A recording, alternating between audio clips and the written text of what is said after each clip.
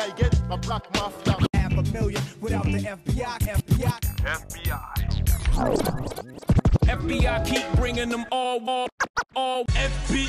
Fucking baby Illuminati. DEA and the FBI. Fucking baby. Expect I say so. Yes, Massive, c'est Spectre KF Baby pour Fucking Baby International, le tour du monde. Allez, retour et aujourd'hui on va parler encore une fois de rap. Ma dernière vidéo on a parlé de Drake. On va parler de rap un petit peu plus street comme vous les aimez. Aujourd'hui on va parler de 50 Cent. Mais peut-être une vidéo qui ne va pas faire plaisir à tout le monde puisqu'elle s'intitule L'imposture 50 Cent. Pourquoi? Vous savez que j'aime bien démystifier les acquis imaginaires d'internet, les idées, pas les idées reçues mais les idées qui perdure pendant très longtemps sur internet, sur les réseaux sociaux. Tu vois tout le monde répéter ça. Et en fait, il y a plein de trucs faux. Et il n'y a personne, je trouve, il n'y a pas de youtubeur, il n'y a pas de site, il n'y a pas de créateur de contenu qui fait en sorte vraiment que, ok, on va essayer un petit peu de lutter contre cette contre-vérité qui se répand comme de la poudre. Pourquoi j'ai eu envie de faire cette vidéo, particulièrement sur 50 Cent? Ce qui m'a inspiré ça, c'est j'ai vu un post sur Instagram sur le fameux concert où 50 Cent aurait acheté, je crois, 100 places ou 1000 places ou je sais pas combien de places à un concert de Ja Rule pour que toute la première rangée soit vide. Donc je vois le post qui parle de ça et c'est Ja Rule qui est dans une interview qui dit les gars, il a dit ça, c'est chez Stéphane Colbert, un journaliste américain. Il a posté ça sur les réseaux, mais c'est faux. Dites-lui de poster la preuve que ça s'est passé. C'est totalement faux. Et moi, je suis pas débile. Je sais que c'est faux. Puisque la photo qu'il a postée sur ses réseaux sociaux, c'est un montage. Et de toute façon, bref, cette histoire-là est totalement fausse. Mais Ja Rule dit, dites-lui de poster une preuve, etc. Machin. Et là, tu as tous les commentaires en mode, non, c'est vrai. On a vu la vidéo. On a vu les images. Nanana, alors que c'est totalement faux. L'image, je vais vous la mettre à l'écran. C'est un montage balourd. 50 Cent, on voit qu'il n'est même pas assis sur le siège. Les gens au fond, on dirait même pas des vraies personnes. C'est des personnes, des gens qui étaient dans je sais pas, un match de hockey ou je sais pas trop quoi. En fait, c'est un photomontage super balourd.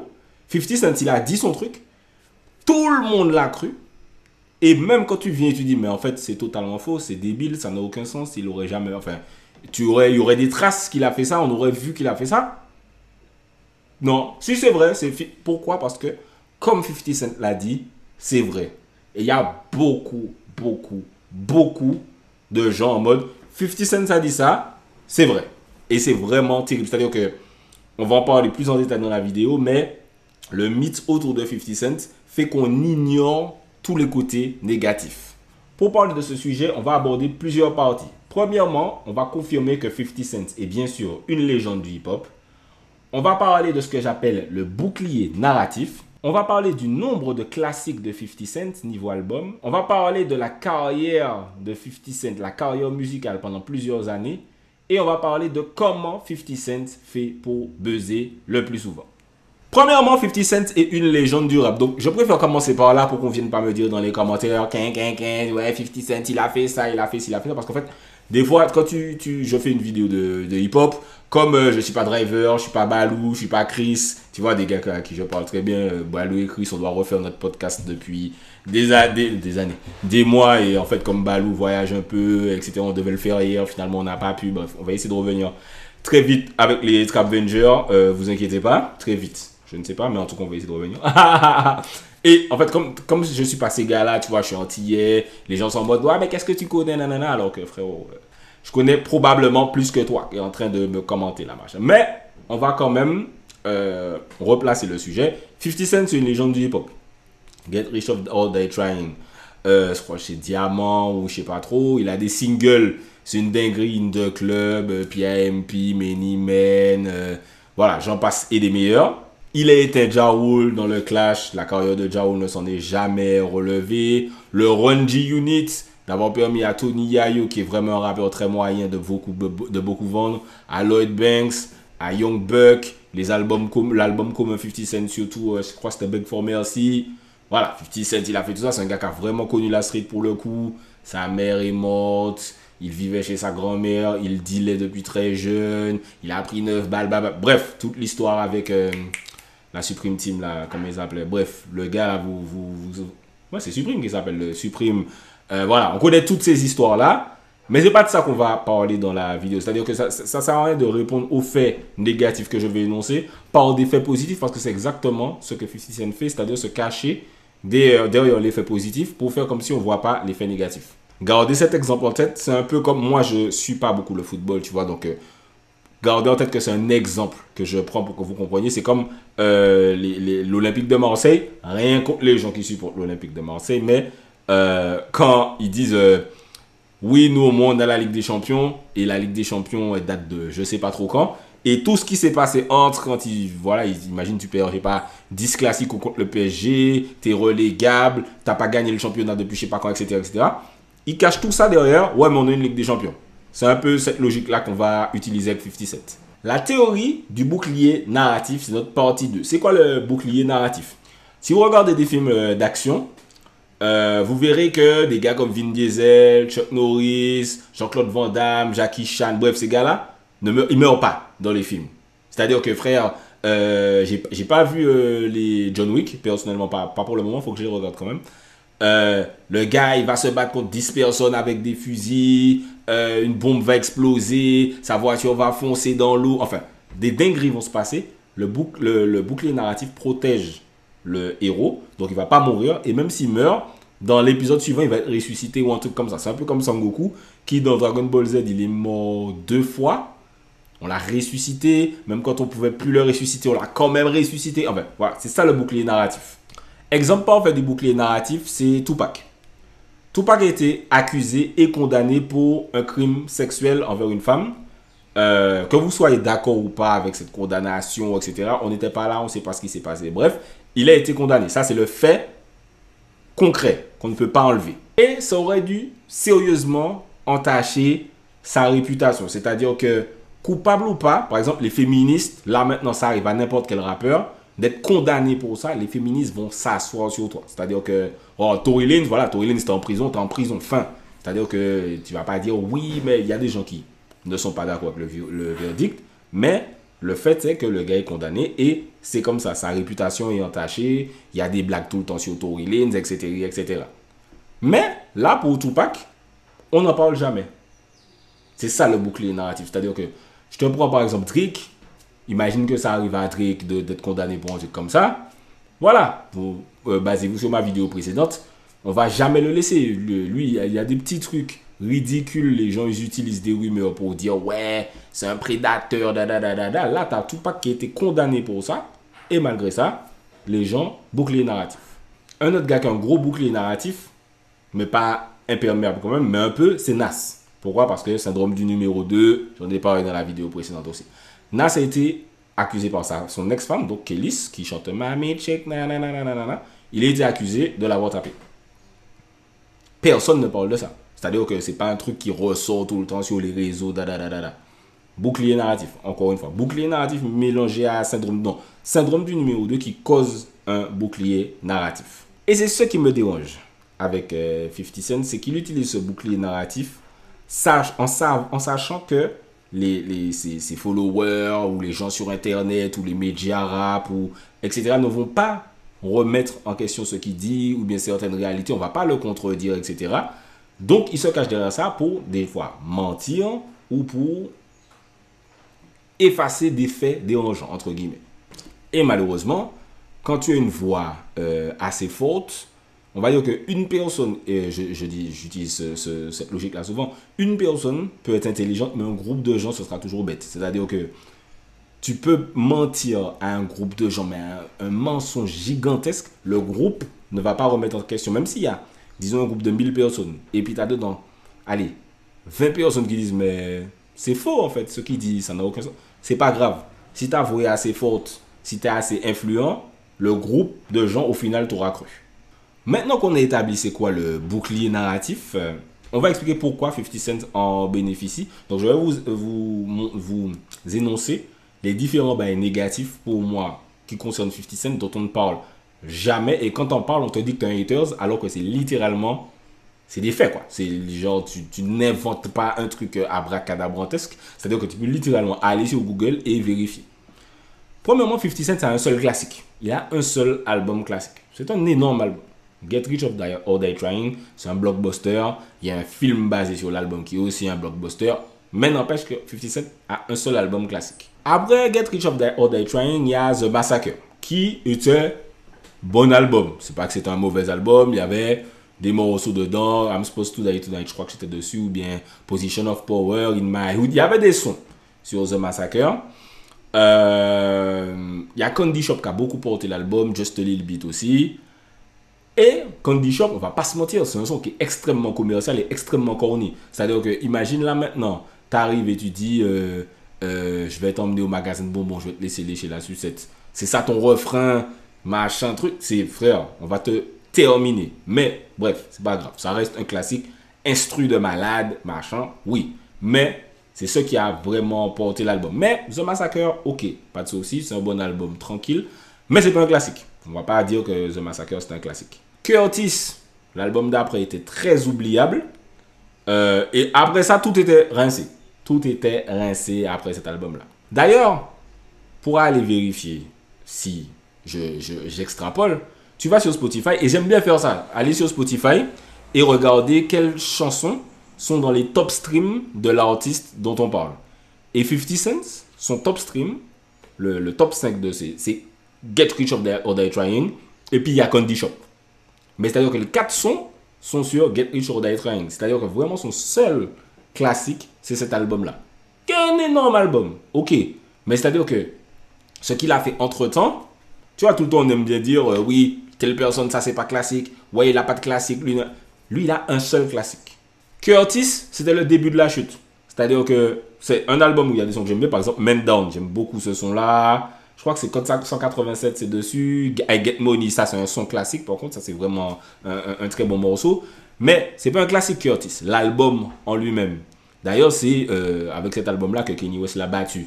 Niveau vente, en sortant Graduation, qui est pour le coup l'un des meilleurs albums. Enfin, pour moi, c'est mon deuxième album préféré de Kanye West. Ça, c'est un classique. Graduation, t'as Stronger dessus, t'as Good Life dessus, t'as Can't Tell Me Nothing dessus. Bref, on peut continuer toute la journée. Good Morning, que les gens utilisent jusqu'à maintenant dans leur story Instagram. Voilà, ça, c'est un album classique. La suite de la discographie de 50 Cent, sincèrement, qui cite Before I Self-Destruct en album classique? Qui cite Animal Ambition? Mais bref, on va revenir sur ces deux albums-là.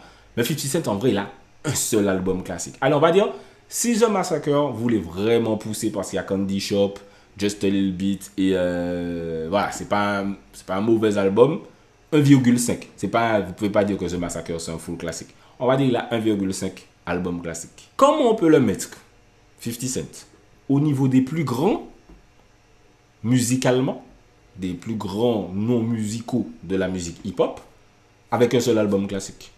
Pas possible. Même Nas. Allez, Nas a Illmatic, Stillmatic, It Was Written. Il en a minimum 3. Jay-Z, Reasonable Doubt, Black Album, The Blueprint. Minimum 3. Allez, moi je peux rajouter Watch the Throne. Je rajoute d'autres, mais bref, minimum 3. Qui encore? Kanye West, vas-y. Tous ces 3 premiers albums sont classiques. Tu rajoutes à ça My Beautiful Dark Twisted Fantasy. Voilà. Kendrick Lamar, premier album classique. To Pimp a Butterfly, pour moi, c'est un classique. Voilà, il en a déjà 2, donc il en a déjà plus que 50 Cent. Drake, même Drake qui est super pas respecté, machin, etc. Il en a minimum 2. So Far Gone, c'est classique. Et Take Care, c'est classique. Moi, je rajoute Nothing Was the Same parce que c'est mon album préféré de Drake. Il n'y a pas de débat, en fait. C'est-à-dire que tu ne peux pas être une si grosse légende du hip-hop et avoir un seul album classique. Eh non, faut arrêter. Les gens qui le mettent au même niveau que des grandes légendes du hip-hop, c'est parce qu'elles ont la vision pourrie des médias. Quand je dis pourri, pas pourri dans le sens dégueulasse, mais ta vision est troublée. Parce que 50 Cent, il ne faut pas oublier que dans les années 2000, on le voyait énormément à la télé. C'est-à-dire que même en France, le gars, il a fait Drucker, je crois qu'il a fait la Star Academy. Le gars, il passait toute la journée sur les chaînes musicales. Là où les autres rappeurs, non. C'est-à-dire que les rappeurs qui fonctionnent en France, je le dis tout le temps, c'était les rappeurs caricatures. C'était Snoop Dogg, c'était 50 Cent, c'était Eminem. Tu vois, tu as 50 Cent, le rappeur de Thug de New York, Snoop Dogg, le rappeur Thug de Los Angeles qui parle beaucoup, qui fume beaucoup de drogue, ouais, la weed, machin, etc. Eminem, le rappeur blanc. Et les autres, comme c'est pas des caricatures, c'était dur de les marketer. Pour l'Europe, on les voyait moins. Parce que 50 Cent, c'est en mode, mais faire les muscles. 50 Cent est devenu la caricature du rappeur par excellence. C'est-à-dire musclé, de l'huile sur lui, la casquette, les grosses chaînes et tout. Les rappeurs n'étaient pas comme ça, en fait. Enfin, il y a sûrement des rappeurs comme ça avant 50 Cent, peut-être LL Cool J, etc. Mais si tu prends, je sais pas, Mobb Deep, si tu prends Jay-Z, si tu prends Nas, les Dr. Dre, c'est pas comme ça que les rappeurs étaient. Donc pourquoi la caricature du rappeur, c'est devenu ça? Musclé, tatouage, casquette, gros chaîne, machin. Pourquoi c'est devenu ça, la caricature du gangsta rappeur? C'est à cause de... à cause, ça me dérange pas. Mais c'est ça en fait. C'est pour ça que 50 Cent s'était aussi mis en avant, parce que c'était la caricature du rappeur, facile à marketer. Voilà, le rappeur. Tu sais, les gens, ils ont commencé à acheter des fausses chaînes en plastique. J'ai un soldat, la vie, hein, et au final, c'est un truc positif. On a été voir Get Rich or Die Trying. Je pense pas qu'il verra cette vidéo, mais on se parle encore assez bien, tu vois. On a été voir Get Rich or Die Trying. On est sorti de la salle, et Messi a dit, je veux devenir comme 50 Cent. Et il a fait de la muscu, il est devenu super musclé. Et c'est pour ça, 50 Cent a marqué beaucoup par son charisme et son apparence. Et donc, du coup, il est vraiment beaucoup... Il y a quel gars fait un film. C'est bon, tu fais un film, game over. Ton niveau de marketing est au-dessus de la stratosphère. Et c'est pour ça que les gens le mettent au même niveau. Sauf que là, on parle de musique. Si on parle de musique, il a un seul classique. Partie 2, 50 Cent a enchaîné les flops pendant des années. 50 Cent devait arrêter sa carrière quand Kanye West a vendu plus que lui avec Graduation. Donc c'était Graduation contre Curtis. Et Graduation a vendu plus que 50 Cent. 50 Cent a utilisé un subterfuge méga malhonnête de non, mais j'ai vendu plus dans le monde, donc je peux continuer ma carrière. Frère, en Amérique, je suis les chiffres en Amérique de fou, les billboards, machin, etc. Personne n'a jamais calculé ça. C'est-à-dire que l'Amérique est autocentrée. C'est-à-dire que celui qui a vendu le plus en Amérique, c'est celui qui a vendu le plus. C'est comme ça que les gars calculent. Toutes les ventes que vous voyez là, machin, c'est toujours en Amérique. Comme le gars a vu qu'il allait perdre, qu'il avait perdu et qu'il n'allait pas accepter qu'il a perdu, il a utilisé un subterfuge pour continuer sa carrière. Bref, on savait très bien qu'il n'allait pas arrêter sa carrière. C'est pas ça le sujet. Malgré ça, tout ce qu'il a fait après, niveau album, est un flop. Et ça, c'est pas une théorie, c'est vérifiable. Before I Self-Destruct, qui est son album. Après ça, l'album où il est en mode son visage se décompose sur la pochette, n'est pas platine. L'album n'est pas platine. Tu es une top vendeur, machin, etc. Donc on passe de album diamant à même pas 10 ans après, tu fais même pas platine. C'est une énorme chute. Voilà ce dont on ne parle jamais avec 50 Cent. L'album d'après, Animal Ambition. Déjà le titre est nul, la pochette est nulle. L'album est nul aussi. Mais bon bref, ça c'est... Comme c'est subjectif, je ne vais pas rentrer dedans. L'album est nul. Bref. Animal Ambition, il a clippé tous les sons de l'album. Tous. Il a clippé tout. Personne ne fait ça. Il a clippé tous les sons de l'album. Il y avait un single avec 3 songs, machin. L'album n'est même pas disque d'or. L'album est rien. L'album est certifié disque de rien du tout. Mettez-vous en mode Booba. Mettez-vous en mode Booba. Si, imagine Rof, ou je sais pas, Caris, ou je sais pas, quelqu'un, sont un album. Et des années plus tard, l'album est disque de rien. C'est une dinguerie. Et on parle jamais de l'immensité de ce flop. Alors bien sûr, c'était la crise du disque. Il n'y avait pas encore le stream, etc., etc. Mais c'est un énorme flop. Parce que quand tu regardes à côté, Kanye West, il enchaîne les platines, les classiques, les hits, etc. Pourquoi 50 Cent n'y arrive pas? Parce que c'est moins bon. Parce que c'est moins bon, parce que les gens ne sont plus sur lui. Mais faut pas faire comme si il n'a pas floppé. Le gars a sorti 2 flops d'affilée. Il a perdu contre Kanye West.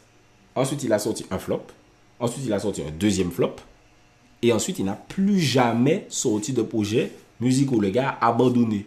On va faire ça pour continuer les comparaisons. Tous les albums de Jay-Z sont minimum platine. Minimum. C'est-à-dire que... Et on parle d'une quinzaine d'albums. Et si tu prends la vision française, ou Europe, on va te dire, non mais 50 Cent, il a vendu plus avec Get Rich or Die Trying, il est diamant. C'est un album, frère. C'est un album. Tu peux avoir un album diamant ou avoir 15 albums platine. Faut arrêter.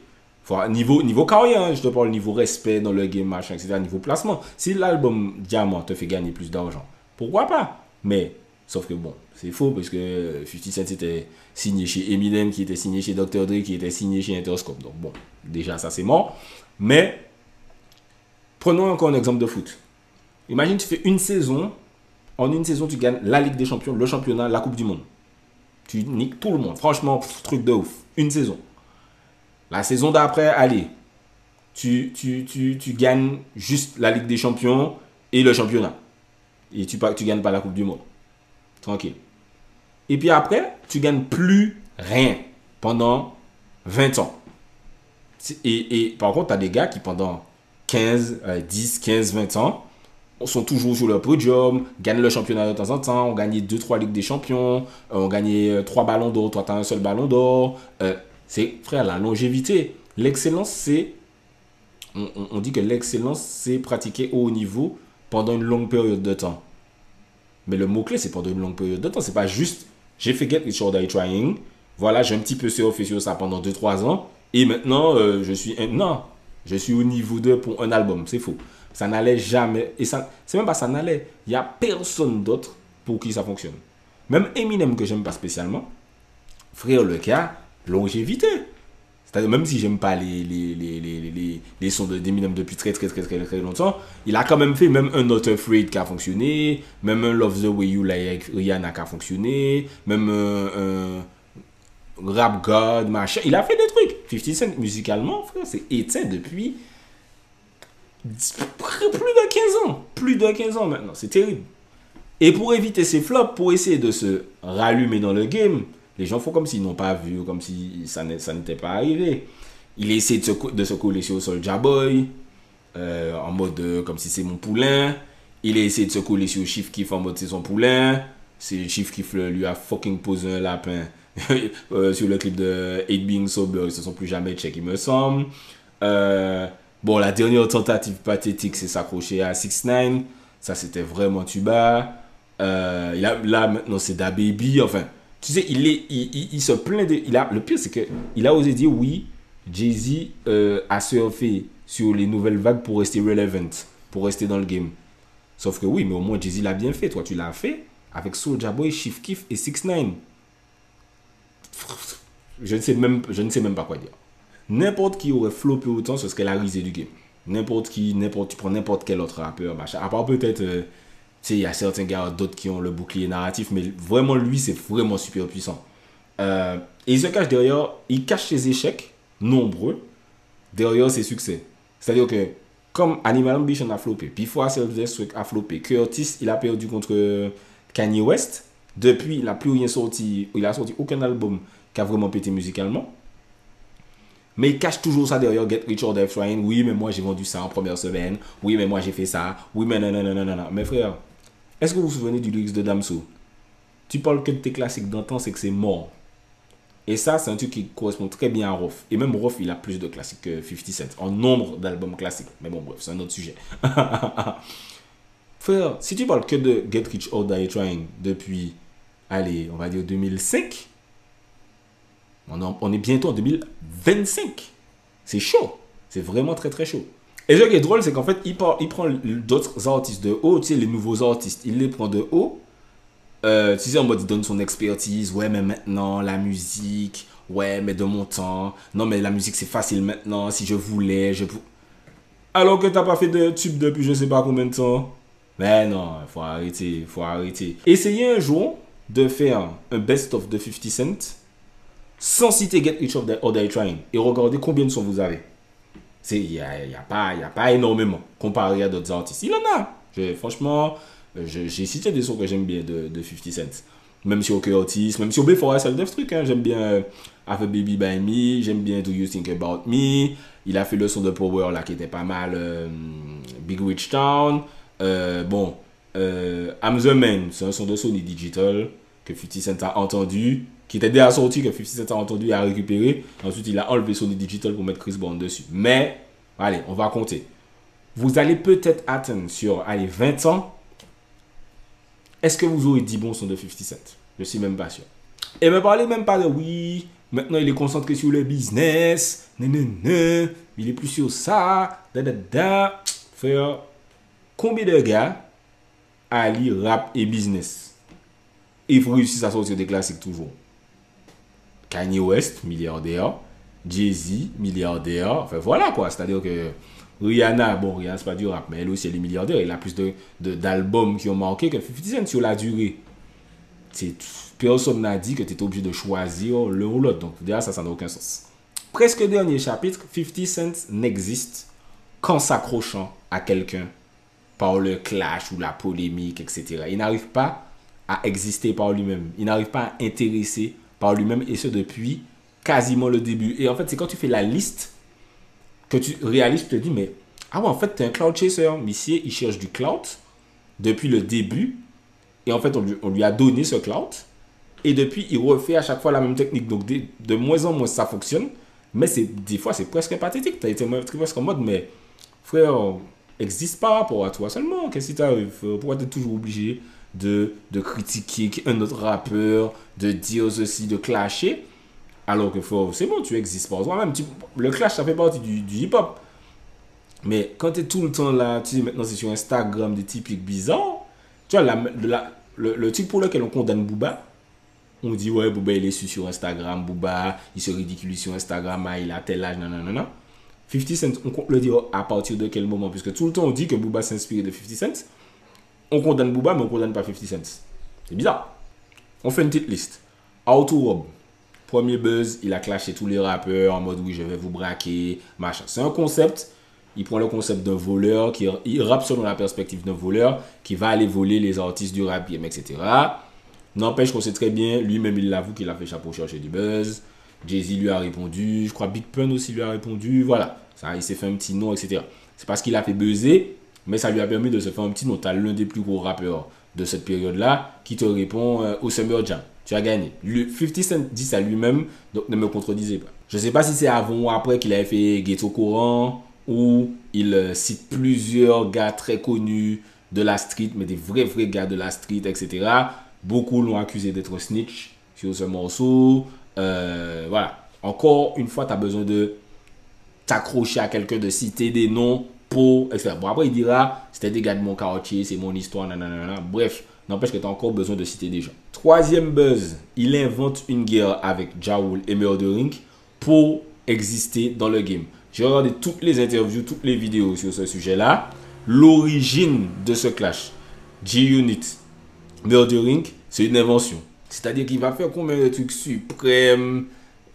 Yoff Gotti, il y a un gars qui avait braqué Ja Rule et Ja Rule m'en a voulu parce que le gars qui l'avait braqué, c'est un ami à moi.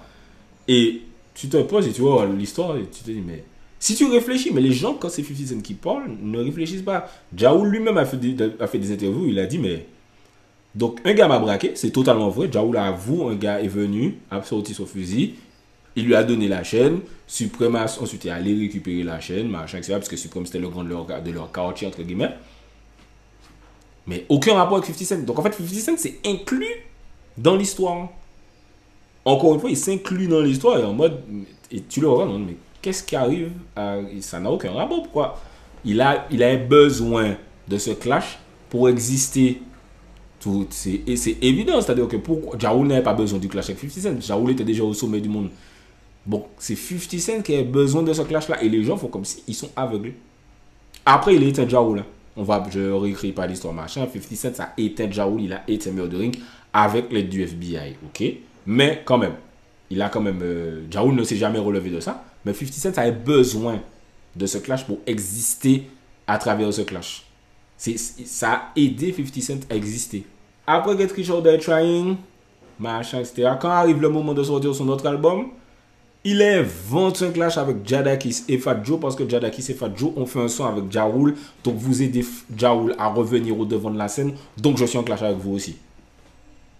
Il a besoin de ça pour faire du buzz. Tout le temps, tout le temps, tout le temps. Il a sorti Piggy Bank, ça a été l'un des premiers singles, il a continué à...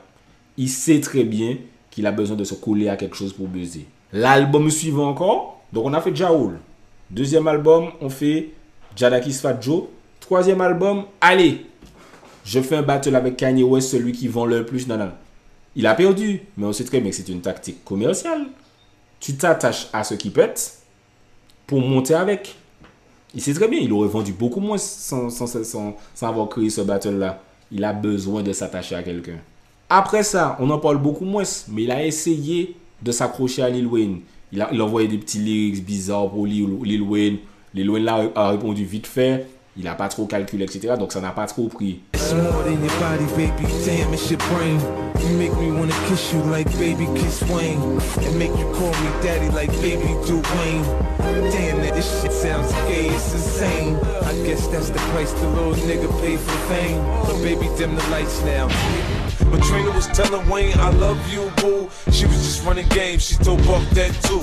All about $1, fuck 2 quarters. Bitch, I pour syrup in that vitamin water. I hope you die ugly and tonight I'll be gorgeous. First they say that bag get hot, then they let that junkie shine. Leave them all the fucking trophies, tell me where the fuck is mine. Yeah, let 'em hate though, I'm on my way to the bank, LMAO. I'm on my way to the bank, LMAO. I'm filthy, man. Straight to the bank with this. Legitimate conversation. $1 million records. That makes him what? That makes us ashamed because we both rap. He wouldn't even be making a mixtape because I invented that. But there's no significance in that. When he freestyles on a mixtape, it's in song format because he's following my format. Et 50 Cent était déjà trop finito musicalement, puisque c'était après, je répète, c'était après que Otis, c'était aux environs de Before I Self-Destruct, etc. Lil Wayne n'a pas trop calculé, mais il l'a laissé flopper. Mais il a encore essayé de s'accrocher à lui.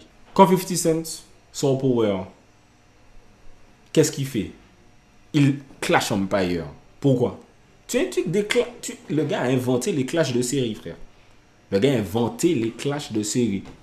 Il a besoin de s'accrocher à quelque chose, de créer une polémique pour buzzer. C'est une technique vieille comme le monde, mais n'empêche qu'il faut appeler un chat. C'est un cloud chaser. 50 Cent, c'est un cloud chaser. Là, actuellement, je lis son livre que Alexis Onestas m'a offert. Et là, c'est lui qui édite la version française de ce livre. Alexis Onestas, From Caribbean, ou je la savent, go big up à lui. Je lis son livre et dedans, il big up Jay-Z et Puff Daddy. Mais il sait qu'il n'y a pas beaucoup de gens, par rapport au nombre de gens qu'il y a sur Instagram, il sait qu'il n'y a pas beaucoup de gens qui vont lire son livre. Et tu te dis, pourquoi tu flattes Jay-Z et Puff Daddy dans ton livre et dans tes interviews et sur Instagram et machin, tu fais que les clasher? Pourquoi? Parce qu'il sait que ça crée du buzz. Il a besoin de ce buzz pour exister. Je vous dis, j'ai les passages, etc. Il dit oui, je respecte Jay-Z. À un moment, il dit même Tupac n'était pas un aussi bon rappeur que Jay-Z, Biggie, etc. Enfin, il dit Puff Daddy a su se réinventer au fil des années. Je le respecte grave pour ça. Il dit grave des bons trucs sur Puff Daddy et Jay-Z. Il va jamais le dire, entre guillemets, dans la vraie vie où là où beaucoup de gens vont voir. Il met ça dans son livre où il sait que ce sera jamais viral, quoi. Donc voilà, là je pense que vous voyez pourquoi je parle d'imposture 50 Cent, parce qu'il est beaucoup derrière le bouclier narratif et personne, tu vois ce que je viens de vous dire là, ça fait peut-être 20 minutes que je parle, on n'en parle jamais ça.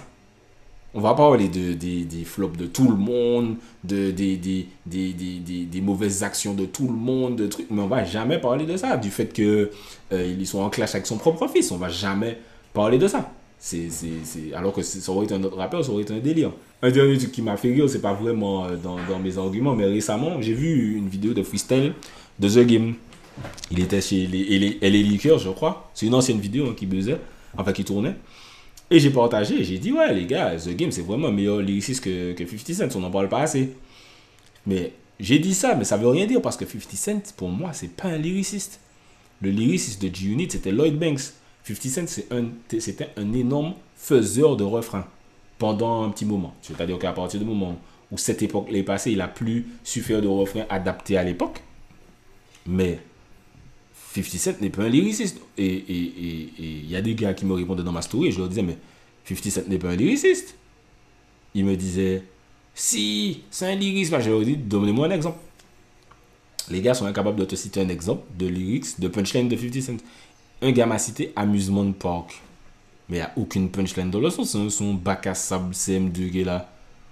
Il y a un autre gars, il m'a envoyé vers un site. Si je vous montre les punchlines du site, je vais vous en afficher quelques-unes. Et je me dis, mais vraiment, les gars sont matrixés en fait. Les gars sont vraiment matrixés par 50 Cent, par tout ce que je vous disais, les médias. Il y avait les médias traditionnels avant qui étaient radio, télé, etc. Internet a continué le travail. Tu as des comptes Twitter très suivis. Hip-Hop US, Rap US, j'oublie comment ça s'appelle. French Rap US, un truc comme ça. Et qui parlent de 50 Cent tout le temps comme ça. C'est un délire. C'est un délire. Et c'est ce qui aide en fait à rendre sa légende imperméable. Après, tranquille, tu vois, c'est parce que comme je dis, 50 Cent c'est vraiment une légende. Mais c'est dommage que les gens ne citent jamais le côté négatif de 50 Cent, les échecs de 50 Cent. Parce que ça aurait été bien, puisque son livre s'appelle Réussir ou mourir, tout détruire et reconstruire, bref, un truc comme ça. Mais si on ne cite pas les échecs du gars, on ne peut pas dire, ouais, musicalement, il a tellement floppé qu'au moins il a su se réinventer dans la télé, même si j'aime pas Power non plus, mais c'est un succès. Mais on veut même pas faire, on veut faire comme si ces échecs-là n'existaient pas. Et moi, franchement, je trouve ça hilarant. Et ça fait super longtemps que je parle là. Ah oui, il y a deux choses que je voulais dire. On parle du côté businessman de 50 Cent, mais aucun rappeur n'est un grand businessman. Les rappeurs, c'est des gars qui utilisent leur fame, leur célébrité pour, comme levier de négociation pour avoir des bons deals et comme levier de communication pour nous vendre des produits. Mais les rappeurs n'ont pas créé Uber, Apple, n'ont pas investi sur un truc incroyable avant que ça pète.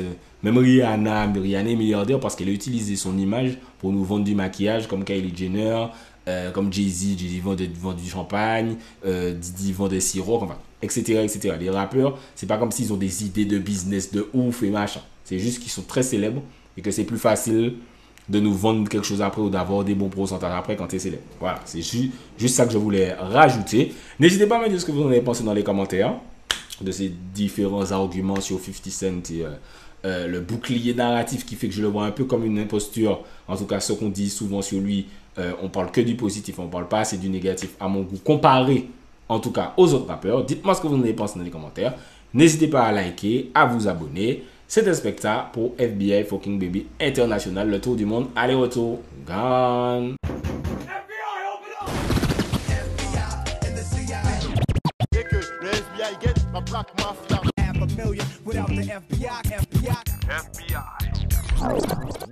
FBI keep bringing them all FBI. Fucking baby Illuminati. DEA and the FBI.